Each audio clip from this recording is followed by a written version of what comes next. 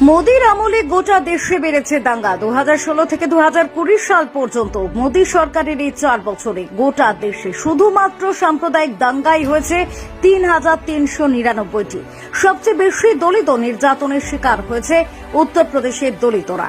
যে রামরাজ্য নিয়ে গর্ব করে বিজেপি, ঠিক সেই রামরাজ্যে সবচেয়ে বেশি দলিত নির্যাতিত হয়েছে।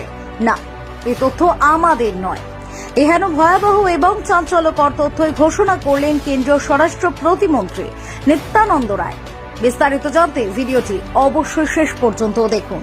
লোকসভায় কংগ্রেস সাংসদ শশী থারুর এবং বিজেপির সাংসদ চন্দ্রপ্রকাশ যোশী দেশে ঘটে যাওয়া সাম্প্রদায়িক দাঙ্গা এবং গণপিটুনির ঘটনা নিয়ে সওয়াল করেন।